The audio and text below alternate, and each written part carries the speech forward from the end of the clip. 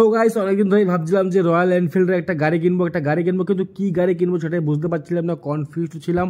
আর সেই কনফিউশনটা দূর করার জন্য সেদিন চলে গেছিলাম রয়্যাল এনফিল্ডের শোরুমে, যে ভালো করে গিয়ে দেখে চোখের সামনে তারপরে ঠিক করব যে কোন গাড়িটা নেব। সেই জন্য সকাল সকাল আমি আর ভাই বেরিয়ে পড়লাম রয়্যাল এনফিল্ডের শোরুমের উদ্দেশ্যে। আর আমাদের কল্যাণীর বিখ্যাত সতীমার বাড়ির মেলাও শুরু হয়ে গেছে। সেই মেলা পার করে, কল্যাণী ইউনিভার্সিটি পার করে, কল্যাণী ঘোষপাড়া স্টেশন পার করে চলে গেলাম রয়্যাল এনফিল্ডের শোরুমে।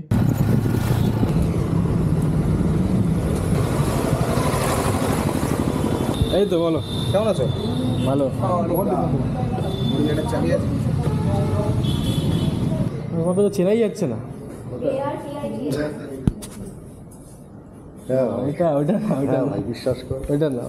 আমার জামাইবাবু তো আগে থেকে এসে এই গাড়িটা পছন্দ করে বসে আছে, কিন্তু এটার দাম প্রচুর। আমি মিটিওরটা দেখে গেছিলাম, যেটা এটার থেকে দাম অনেকটা কম এবং মোটামুটি ফাইনাল ছিল ওটাই নেব। আর বুকিং করতেই চলে এসেছি আজকে বলতে গেলে। হ্যাঁ, এই ব্লুটা বেশ দেখতে ভালো। ব্ল্যাক দেখছি। চশমা পরে ব্ল্যাক দেখছি। দেখুন, একজন বুক করেছে বলে তার এগেইনস্টে এসেছে, ঠিক আছে? এবার আপনি যদি বুক করে যান আজকে, তাহলে আপনার এগেইনস্টে চলে আসবে, তখন আপনি নিতে পারবেন। দেখুন, এই স্টেলার ব্লু, সুপারনোভা ব্লু এবং সুপারনোভা রেড, এই তিনটা আসতে একটু সময় লাগে। মিনিমাম 2 সপ্তাহ তো ওয়েট করতেই হবে। 2 সপ্তাহ মানে ইমান শেষ। চেষ্টা করবো আমি আগে আনি দেওয়ার। আবার ইয়ার এন্ডিং এর পর কিন্তু আমাদের প্রাইস বাড়বে। আজকে বুকিং করে যান। আমি তাহলে দেখুন, আমরা যখন অনলাইন শপিং করলে আমরা যখন বুক করি তখন ডেট দিয়ে দেয় যে এই দিনের মধ্যে চলে আসবে। তো সেরকম একটা ব্যাপার গাড়িতেও সেম। তুই এই বাইকটা কেন নিচ্ছিস না ভাই? এই বাইকটা সিরিয়াসলি তো আমার মেটিওর পছন্দ হলে কি হবে? আমার জাম্বু বারবার এই গাড়িটাই আমার মাথার মধ্যে ঢোকাচ্ছে, কিন্তু আমারও যে পছন্দ হয়নি তা না। মেটিওরটা আস্তে আস্তে আমার মাথার থেকে বেরিয়ে যাচ্ছিল আর এই গাড়িটা আমার মাথায় জায়গা করে নিচ্ছিল। তো গাড়িটায় না বসে পারলাম না, একটু ক্যাট না মেরে পারলাম না। তবে গাড়িটায় যখন বসলাম, হাই হ্যান্ডেল আর কমফর্ট জোন যে বসার, সেই দুটো জিনিস আমার খুব ভালো লেগেছে। তখন অব্দি কনফিউজ ছিলাম যে কোন গাড়িটা নেব। সেই জন্য একটু বুঝে শুনে নিজেদের মধ্যে ডিসকাশন করে, সাথে যারা ইএমআই করায় গাড়ির, তাদের সাথে একটু ডিসকাশন করলাম কোন গাড়িটার কি ভ্যালু আসে। আমার 360 ক্যামেরাটা দেখে তারা একটু ভালো লাগলো। আচ্ছা, উপরে প্রোটেকশন লাগানো আছে? হ্যাঁ, ওটা বড়টা লেন্স, ভিতরে ছোট আলাদা ক্যামেরা যেটা ইনবিল থাকে সেটা ছোট, উপরে এটা লাগানো হয়। ইএমআই করানোর জন্য ফুল ইন্টারভিউ দিলাম। দাদা, মায়ের নাম?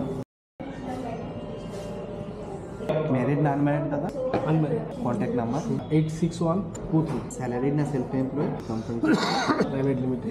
এমআর হেডকোয়ার্টার কোথায়? আমার হেডকোয়ার্টার ব্যারাকপুর, সবাই কল্যাণী, চাকদা, কামারহাটি।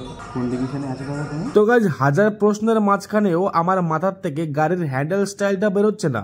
আমি বসে বসে ওখানে অ্যাকশন মারছি। মডেল?